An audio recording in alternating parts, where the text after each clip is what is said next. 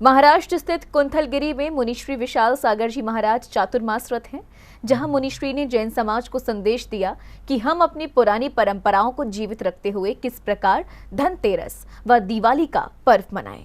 श्री दिगंबर जैन सिद्ध क्षेत्र कुंथलगिरी में विराजमान मुनिश्री विशाल सागर जी महाराज सकल जैन समाज को जैन धर्म में दीपावली का महत्व समझाया।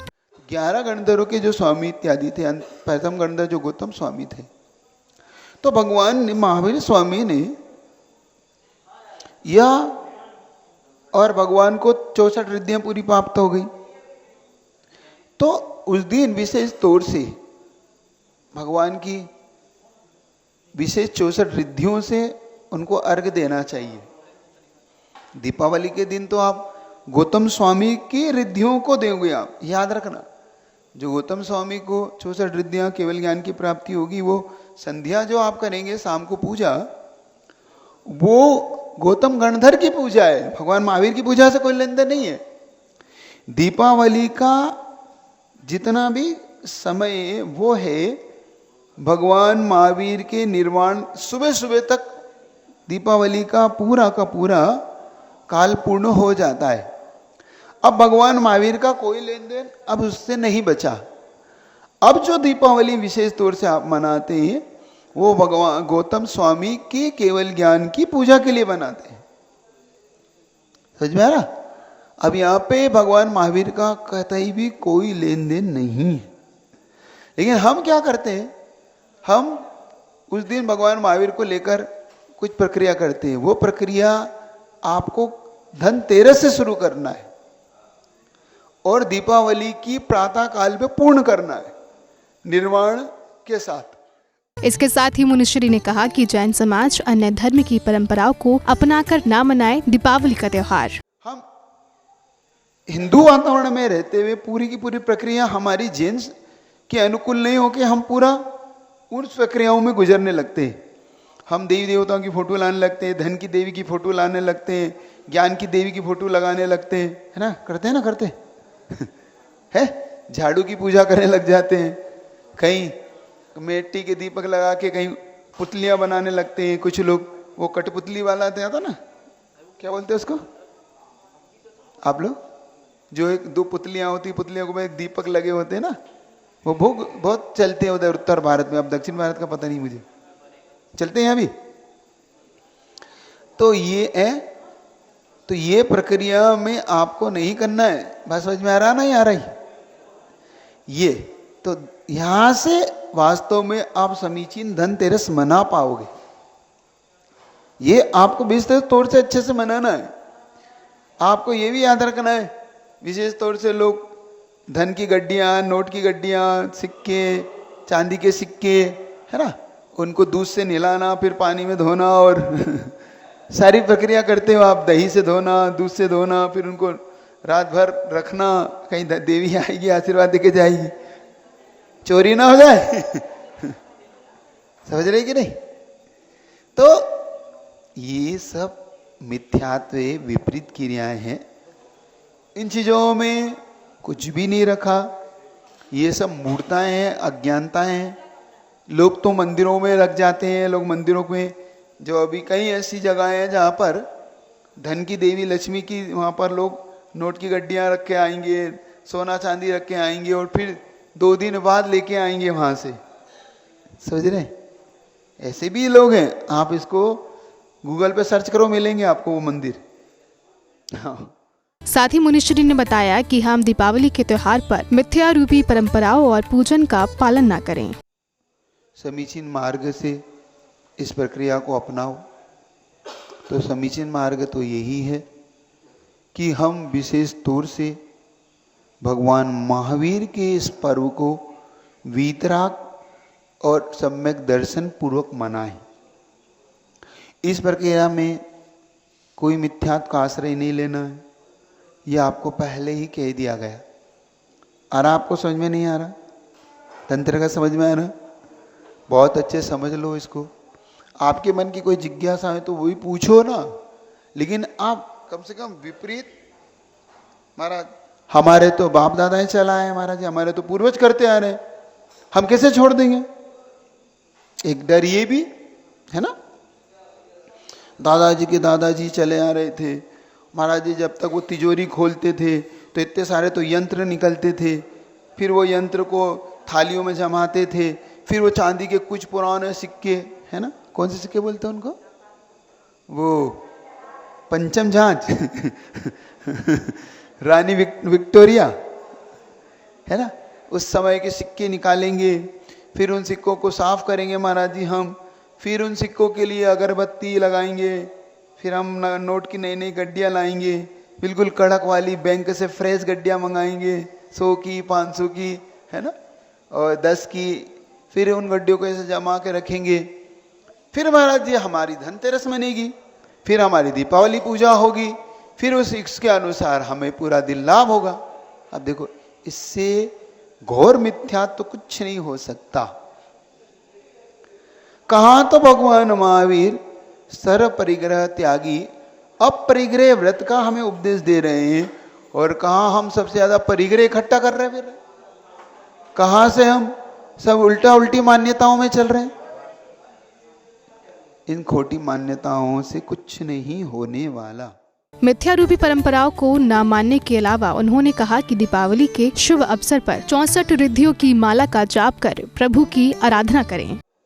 विशेष तौर से 64 रिद्धियों की माला फेरना आप अभी चाहे तो आज से कल से शुरू करें, और चाहे तो उनके 5 दिन पहले से शुरू करके पूरी 64 रिद्धियों की माला कंप्लीट करें।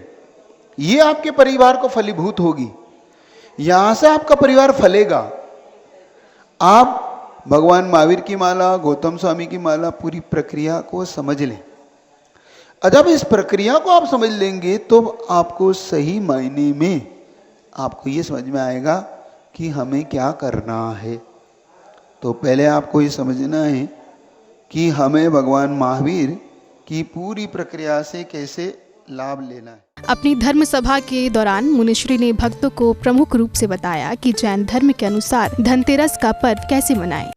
धनतेरस के लिए सबसे अच्छी एक प्रक्रिया ये है, उसको मंगल बनाने के लिए आप लोग सुबह उठ के प्रातः काल की बेला में सहित आप मंदिर जाइए और पूरे परिवार को लेके जाइए सुबह सुबह, क्योंकि भगवान ने कुछ 2 दिन पहले योग निरोध करके उस समोसण का विसर्जन किया। तो 2 दिन पहले से ही आप भी पहुंचिए, भगवान को ये मान के कि हम समोसण में भगवान के हैं। उस दिन भगवान महावीर की विशेष शांति धारा कीजिए, भगवान महावीर की जाप कीजिए, और 64 रिद्धि की जाप आप कीजिए, शुरू की दीजिए। उन जापों में एक दिन में 2-2, 3-3 जाप कीजिए और 64 रिद्धि पूरी कर लीजिए। ये सबसे अच्छी प्रक्रिया है। फिर 3 दिन के लिए कोई नियम ग्रहण कीजिए कि हम 3 दिन तक अब कोई भी पाप की प्रक्रिया में नहीं रहेंगे, जैसे कि रात्रि भोजन, जैसे कि कोई व्यसन आप करते हो, तम्बाकू खाते हो, कोई प्रकार की बीड़ी पीते हो, कुछ भी आप सिगरेट पीते हो, कुछ भी करते हो, वो नहीं करना है। दिवाली के त्योहार के अवसर पर मुनिश्री ने बाजार की मिठाइयों से बचते हुए मिलावटी मिठाइयों को न खाने का भी संदेश दिया। आप लोगों को बाजार की मिठाइयों का जो प्रक्रिया थी उससे भी बचना है।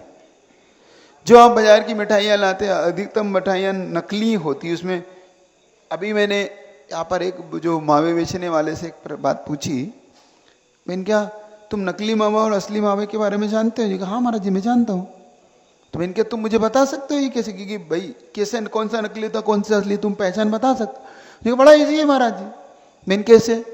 तो मेरे पास वो मावा लेके आया, तो उसने असली मावे को थोड़ा सा और उसी असली मावे का एक हिस्सा निकालकर उसमें उसने मैदा मिलाया, और मैदा जब मिलाया तो बिल्कुल वो मैदा जब मिलने के थोड़े बाद उसने उसको अच्छे से मैश किया तो पूरा वो असली मावे जैसा लगने लगा।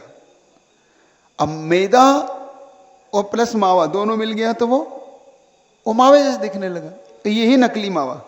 इसके अलावा और भी उसने कहा महाराज इसमें डालडा घी और मिला देते हैं लोग ताकि उसमें थोड़ा सा चिकनाई और दिखे और वो थोड़ा सा टेस्ट भी समझ में नहीं आए, और एसेंस और डाल देते हैं ताकि वो मावे का खुशबू और एकदम ऐसा लगे। इस प्रकार से वो। अब मैंने कहा भाई इसको पहचानेंगे कैसे, क्योंकि पहचान तो दोनों की एक जैसी थी। तो उसने कहा कि महाराज एक टिंचर आता है, टिंचर आता है ना, टिंचर रेड कलर का एक टिंचर आता है, जिससे आपको कभी घाव लग जाती थी तो उसको साफ करते थे, आयोडीन बोलते उसको।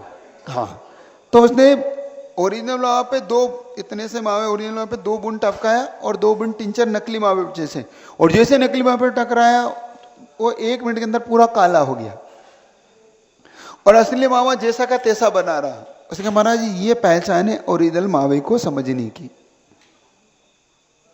तो आप अपने और अपने परिवार को नकली मावे से बचाओ। तो और सबसे अच्छा है कि आप हो सके तो आप घर में ही बना। साथ ही मुनिवर ने कहा कि शुभ अवसर पर बारूद जलाना अशुभ है, इसीलिए दीपावली के शुभ अवसर पर पटाखे आदि ना जलाएं और किसी गरीब या जरूरतमंद की सहायता कर उसकी दिवाली को खुशहाल बनाएं। पापों में पैसा खर्च मत करना उस दिन, ये भले ही अभिशाप बन जाएगा। अगर उस दिन आपने पापों में पैसा खर्च करना शुरू किया, मान लो आपने उस दिन फटाके लाना, लोग 5-5, 10-10, 20-20 हजार, 50-50 हजार रुपए के फटाके लाते हैं, क्योंकि अब फटाके भी सस्ते नहीं रहे और बारूद सबसे ज्यादा अपशगुन करती है, अशुभ होती है परिवार।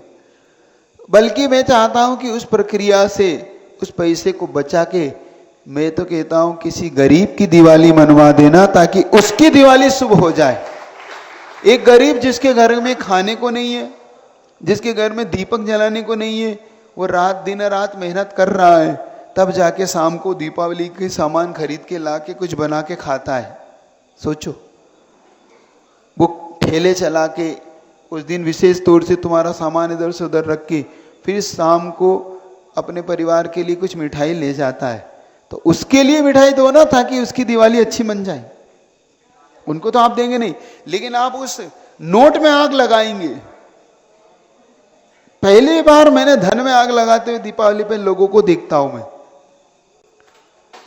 उस धन में आग लगाएंगे, अपने शरीर में भी आग लगाएंगे, क्योंकि उस दिन फटाका फटेगा तो शरीर जलेगा, लोगों की आंखें फूटेंगी, लोगों के कपड़े जलते हैं, कई दुर्घटनाएं होती हैं, यहाँ तक कि बहुत सारी ऐसी प्रक्रिया हो जाती है, पाप के बंध में पड़ जाते हैं। जब बड़े बड़े फटाके के धमाके होते हैं ना, जिसको सुन के बड़ा आनंद आता है लोगों को, उस दिन कई चिड़ियाओं के अंडे गिर जाते हैं, गर्भपात हो जाते हैं। बहुत सारे कबूतरों के अंडे, गाय गर्भपात कर देती है क्योंकि गाय डर जाती है इतनी तेज धमाकों से। समझ रहे हो? संगी पंचेंद्री का मरण होता है आपके आनंद के लिए। तो ये प्रक्रिया नहीं करना है, तो ये नहीं करना। और दीपावली को मिथ्यात के साथ नहीं मनाना, बल्कि दीपावली के लिए पूरा आपको उपदेश दूंगा कि दिवाली कैसे मनना है, उसको अच्छे से सुनना। इस प्रकार मुनिश्री विशाल सागर जी महाराज ने सकल जैन को दीपावली का महत्व समझाते हुए दीपावली कैसे मनाएं इस विषय में बताया। जैन फोकस के लिए कुंथलगिरी महाराष्ट्र से ब्यूरो रिपोर्ट।